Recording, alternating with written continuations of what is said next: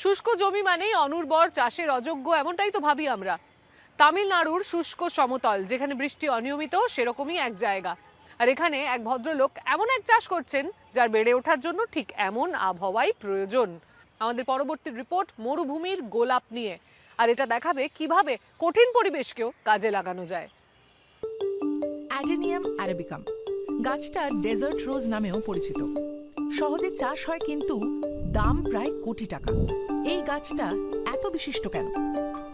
তিরুভাল্লুর জেলায় উথুকোট্টাইয়ে নিজের অ্যাডেনিয়াম বাগান ঘুরিয়ে দেখালেন জলন্ধর রেড্ডি। অ্যাডেনিয়াম সবচেয়ে সহজে বেড়ে ওঠা গাছগুলোর মধ্যে একটা। বাড়িতে না থাকলে বা এক মাস জল না দিলে অ্যাডেনিয়াম গাছ মারা যায় না। এমনকি মাটি থেকে তুলে 6 মাস আলাদা করে রাখলেও গাছটি নষ্ট হয় না। আবার মাটিতে লাগানোর সঙ্গে সঙ্গে এটি নতুন করে বেড়ে ওঠে।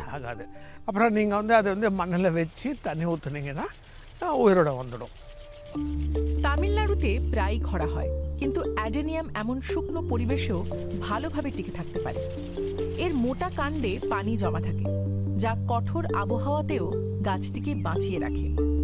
1990-এর দশক থেকে জলন্ধর শুধু অ্যাডেনিয়ামই চাষ করছেন। 25 বছর পর এখন তিনি গাছগুলোর জন্য নতুন মালিক খুঁজছেন।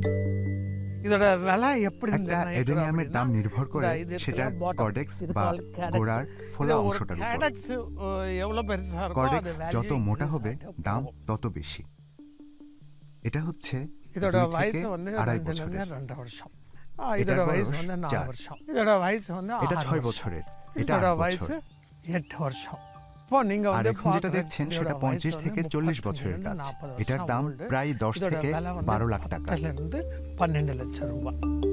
জলন্ধরের অ্যাডেনিয়াম চাষ শুরু হয় একটি ফুলের নার্সারি দিয়ে।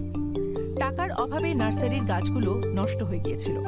2 মাস পর এই নষ্ট নার্সারিতে ফিরে তিনি এক বিস্ময়কর দৃশ্য দেখেন। আমি ওখানে একটা ফুল দেখতে পাই, গোলাপি রঙের ফুল। তখন জানতামই না ওটাকে অ্যাডেনিয়াম বলে। 6 মাসের মধ্যে বাকি সব গাছ মরে সারে পরিণত হয়ে গিয়েছিল, কিন্তু এই গাছটি তখন ফুল দিচ্ছিল। সেখান থেকে আমি অ্যাডেনিয়াম চাষ শুরু করার প্রেরণা পাই। চাষের পদ্ধতি বোঝার জন্য জলন্ধর ভিয়েতনাম ও থাইল্যান্ডে যান।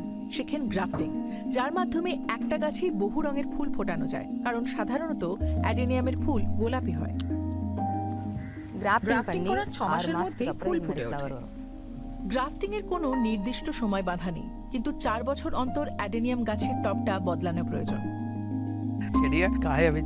মাটি থেকে তুলে শিকড়টা কয়েকদিন রোদে শুকিয়ে তারপর আবার মাটিতে লাগাতে হয়।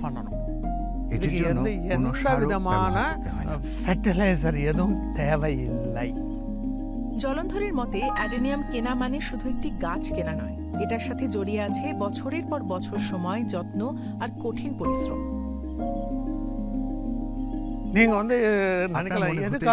গাছের জন্য 12 লাখ টাকা কেন দেব? অ্যাডেনিয়াম কি শুধু বড় লোকদের গাছ?